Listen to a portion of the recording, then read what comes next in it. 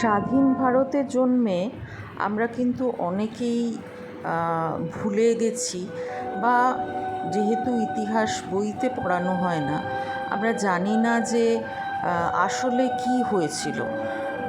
তো এই ছোট্ট প্রেজেন্টেশনটায় আমি একটু চেষ্টা করছি একটু বাচ্চাদের বলা যে কেন হলো, ব্রিটিশরা কিভাবে এসেছিলেন, কেন এসেছিলেন, এই সব জানানোর জন্যে। তো এই ম্যাপটা যে দেখতে পাচ্ছ, এটা ছিল তখনকার ম্যাপ। এটা কিন্তু তখন আগের ইন্ডিয়ার ম্যাপ।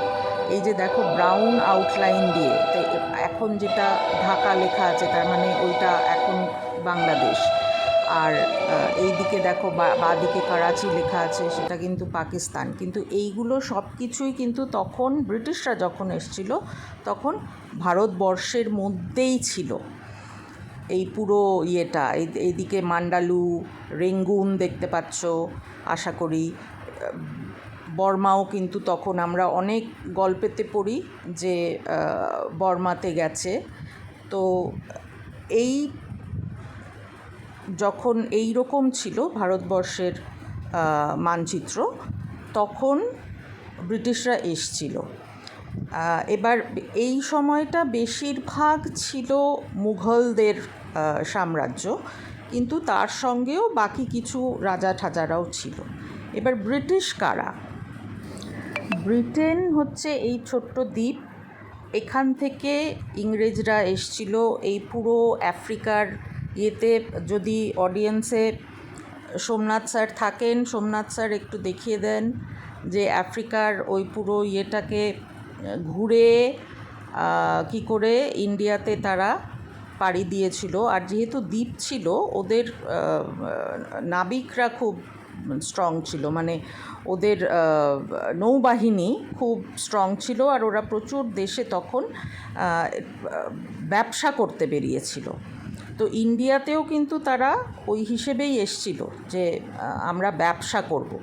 প্রথমে সেটাই তাদের উদ্দেশ্য ছিল, এবং প্রথম 100 বছর ওরা কিন্তু মোটামুটি ব্যবসা করেছে। আর প্রথম এসছিল মুঘল রাজা জাহাঙ্গীর, ওদের প্রথম। এই যে দেখো নৌবাহিনীতে ওরা আসছে, আর এইটা হচ্ছে জাহাঙ্গীর। এই যে জাহাঙ্গীর ওদের প্রথম পারমিশন দিলেন যে তোমরা ফ্যাক্টরি তৈরি করতে পারো। তো প্রথমে সুরাটে ফ্যাক্টরি হয়েছিল, তারপরে ওরা ধীরে ধীরে আবার এই দিকে নর্থের দিকে শুরু করলো আর কি। তো এই রকম চলছিল। আর তখন তো ইন্ডিয়া সোনে কি চিড়িয়া বলা হতো, স্পাইসেস ট্রেড হতো। তো আর কারা করতো? British east India company. এই ইস্ট ইন্ডিয়া কোম্পানি খুব বড়লোক হয়ে গেল ব্যবসা করে, আর তারা নিজেদের আর্মি রাখলো। তো সেই আর্মির একজন জেনারেল, এই যে রবার্ট ক্লাইভ দেখতে পাচ্ছ ছবি তোমরা, 1725-এ তার জন্ম হয়েছিল, আর 1774-এ সে মারা গেছিলেন। এই রবার্ট ক্লাইভ যখন ইস্ট ইন্ডিয়া কোম্পানির জেনারেল হলেন, উনি বললেন ব্রিটিশ রাজাকে যে আমরা আরও করতে চাই, তাই আমাদের সৈন্য লাগবে। কিন্তু সেটা দিলেন না রাজা। তখন রবার্ট ক্লাইভ ঠিক করলো যে ওই আক্রমণ করবে, এবং ইস্ট ইন্ডিয়া কোম্পানির যে আর্মি ছিল সেই নিয়ে সে বাংলার নবাব সিরাজউদ্দৌলা, এর নাম তোমরা সবাই শুনেছো, এই যে সিরাজউদ্দৌলা, তাকে আক্রমণ করলেন। আর সেই যুদ্ধটার নাম হলো পলাশির যুদ্ধ, ব্যাটল অফ প্লাসি। সেটা হয়েছিল, এখানে ডেটটা দেওয়া আছে দেখো, জুন 23, 1757। এবার ব্যাটল অফ পলাশি তো তোমরা হিস্ট্রিতে পড়োই, তাই জন্য আমি আর এটার উপরে বেশি কিছু বলবো না। সবাই জানো মীর জাফর, জগৎ শেঠ, উমির চাঁদ, ঘসিটি বেগম, এই যে আর রাজা কৃষ্ণচন্দ্র আর নন্দকুমার, এরা সব মানে কীভাবে যুদ্ধ করেছিলেন। বা তো মীর জাফর তোমরা সবাই জানো যে উনি বিট্রে করেছিলেন সবাই বলে। আর ব্যাটল অফ প্লাসিটার অ্যাকচুয়ালি আমি এখন রিসার্চ করে জেনেছি যে সিরাজউদ্দৌলা কিন্তু হয়তো জিতে যেতেন, তবে উনি যেই ভুলটা করেছিলেন, এটা বৃষ্টি পড়েছিল আর উনি গান পাউডার কে ঢাকা দেননি, মানে সব ভিজে গেছিলো আর কি, যেখানে ক্লাইভ সেই ভুলটা করেনি, যার জন্যে যখন বন্দুক চালিয়েছেন, ওই কামান চালিয়েছেন সিরাজউদ্দৌলা, তখন কিছুই আর কি বেরোয়নি, আর ক্লাইভ জিতে গেছে। তো এই হলো ব্যাটল অফ প্লাসি। এবার ব্যাটল অফ প্লাসির পরে মেন যেটা হচ্ছে, এটাও তোমরা সবাই জানো, সিপাহী বিদ্রোহ।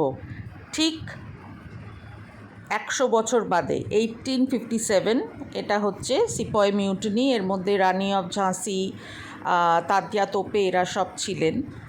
আর তখন মুঘল এম্পারার ছিলেন, একটু আগে চলে গেল ছবিটা, বাহাদুর শাহ জাফর। এবার ব্রিটেনেও কিন্তু এটার এখানে দেখতে পাচ্ছ যে খবরের কাগজে বেরিয়েছিল যে কিভাবে ওরা রিভোল্টটা করেছিল। মঙ্গল পাণ্ডের নাম শুনেছ নিশ্চয়ই, এটা ব্যারাকপুরে রিভোল্টটা প্রথম হয়েছিল, তারপরে আস্তে আস্তে কানপুর, লখনউ এইসব জায়গায় স্প্রেড করে যায়। সৈন্যরা, মানে তখন তো ওই ইস্ট ইন্ডিয়া কোম্পানির সেনাবাহিনীতে ইন্ডিয়ান সোলজার্সরাও ঢুকে গেছিলো, মানে ওদেরকে অফার করেছিল চাকরি, তো তারাও ছিল, কিন্তু ওদের বন্দুকের মধ্যে এমন একটা জিনিস বলেছিল, সেটাতে ওরা রাজি হয়নি, তাই জন্যেই বিদ্রোহটা করেছিল। আর এখানে দেখছো যে দুই দিক থেকে খুব লড়াই হচ্ছে, আর আলটিমেটলি ওটা তোমরা সবাই জানো যে হেরে গেছিল। এবার এইখানে তোমরা দেখতে পাচ্ছ মারাঠাস। এখানে দেখতে পাচ্ছ যে টিপু সুলতান, এনার নাম। সিপাহী বিদ্রোহের পরে সাউথ ইন্ডিয়ায় ইনি ইস্ট ইন্ডিয়া কোম্পানিকে খুব জব্দ করে রেখেছিলেন বেশ কয়েক বছর, অনেক যুদ্ধ করে তারপরেই জিততে পেরেছিল, ব্রিটিশরা জিততে পেরেছিল।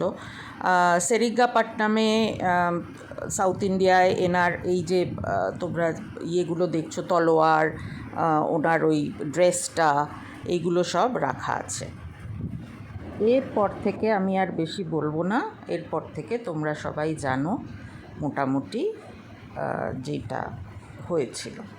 ওই আগের ব্যাপারটাই কম জানা থাকে জেনারেলি, তাই জন্য ওটা একটু আমি দেখালাম।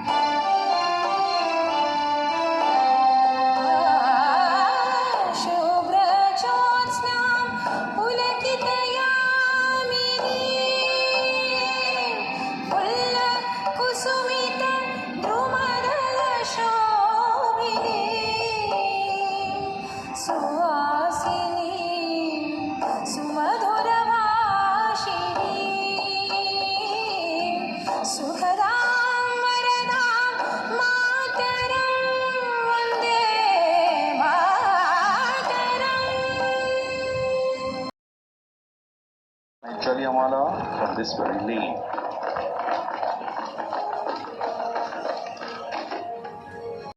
There was no warning. The peaceful crowd could only hear Dyer commanding his men.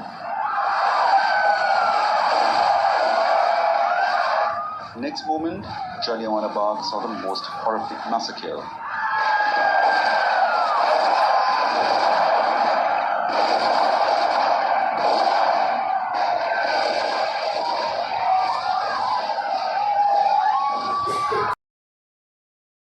Jallianwala বাগের পরে তোমরা জানো সব হলো তোমার কুইট ইন্ডিয়া মুভমেন্ট, এখানে দেখতে পাচ্ছ তার আগে নন কোঅপারেশন, কলোনিয়াল রুল যখন ছিল এখানে দেখতে পাচ্ছ এই যে নীলে ব্রিটিশ ইন্ডিয়া। আর এইটা হলো আমাদের ফ্রিডম স্ট্রাগলের পরে যেটা ফাইনাল পার্টিশনটা হলো, র্যাডক্লিফ লাইন বলে সেটাকে। এইবার হলো পাকিস্তান, যেটা গ্রিন। আর এই দিকে দেখো বাংলাদেশের এখন যেটা, সেইখানে কিন্তু তখন পাকিস্তানই ছিল। বাঁ দিকেরটা ওয়েস্ট পাকিস্তান, আর আমাদের পশ্চিমবঙ্গর পাশে যেটা সেটা ইস্ট পাকিস্তান। ওখানে লেখা আছে দেখো ইস্ট পাকিস্তান। আর এইটা বাংলাদেশ কবে হলো, যখন বাংলাদেশ ওই ইস্ট পাকিস্তান যখন ওয়েস্ট পাকিস্তানের গভর্নমেন্টের কথা মানবে না ঠিক করলো, তখন ওদের একটা স্বাধীনতা যুদ্ধ হলো। তারপরে এই ইস্ট পাকিস্তান, এখানে দেখো আরও পরিষ্কার করে দেখতে পাচ্ছ, বাংলাদেশ হলো ইন 1971। ঠিক আছে, এইটা মনে রাখবে, বাংলাদেশ কিন্তু পরে।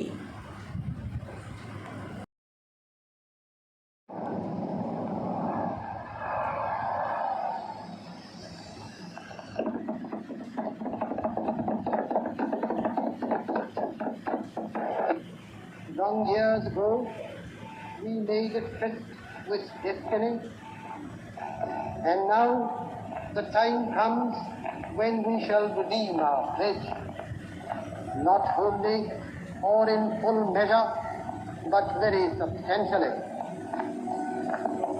At the stroke of the midnight hour, when the world sleeps, India will awake to life and freedom.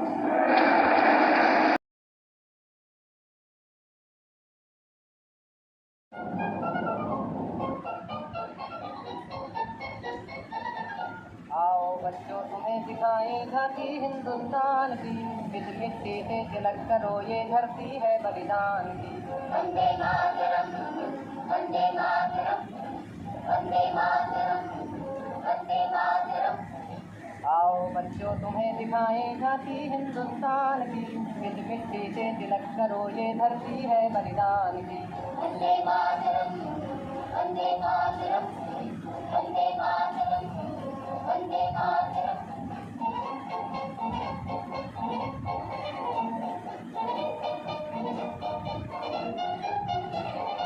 उत्तर में रखवाली करता पर्वत राज विराट है, दक्षिण में चरणों को धोता सागर का सम्राट है।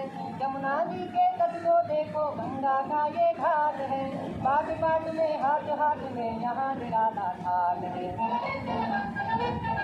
देखो ये तस्वीरें अपने गौरव की अभिमान की, इस मिट्टी से तिलक करो ये धरती है बलिदान की।